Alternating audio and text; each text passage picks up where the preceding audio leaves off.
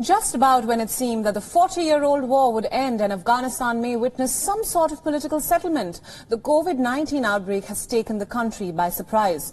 The outbreak poses a huge challenge to the already crumbling health infrastructure of the country. Our next report explores more.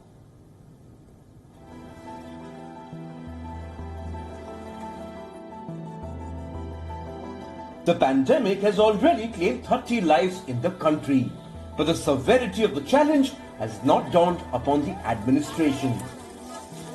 Afghanistan is not prepared for the pandemic. We are not yet sure if we are able to tackle this.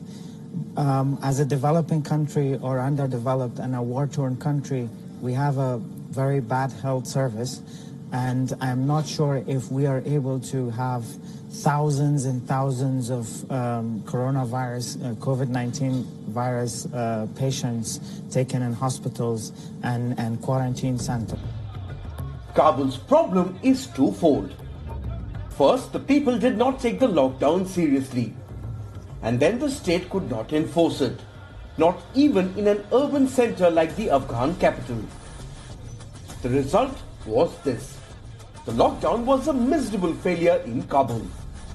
In desperation, the state ended up deploying more forces to enforce the measures. Right after the initial 3 weeks quarantine of Kabul city did not work well for the government and the police, the Afghan Interior Ministry deployed an extra 1,600 police officers with 400 vehicles in order to enforce the shutdown and quarantine for prevention of outbreak of coronavirus in Kabul, Afghanistan. But this has seemed to leave Kabul's middle class and lower class laborers with plenty of problems. They have failed to handle the coronavirus pandemic so far, and they cannot handle it in the future. It would be better to slaughter all people in the country and end it for once and for all.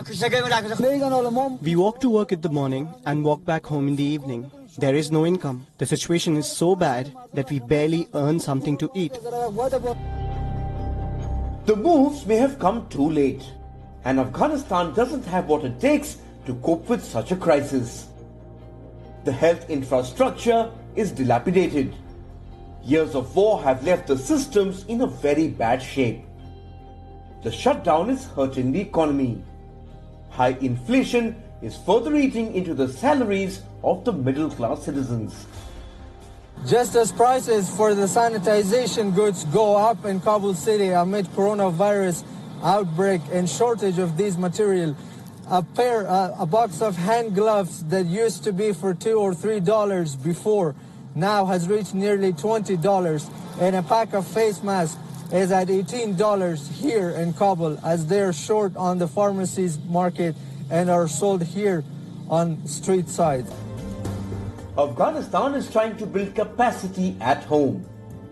The government inaugurated an N95 and PPE suit factory in Kabul recently with great fanfare.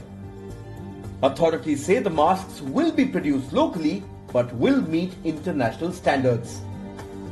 It's a welcome step, but not nearly enough.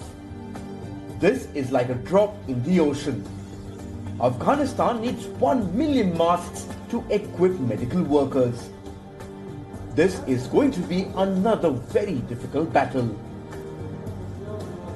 With Mustafa Kazemi in Kabul, Bureau Report, WION World is One.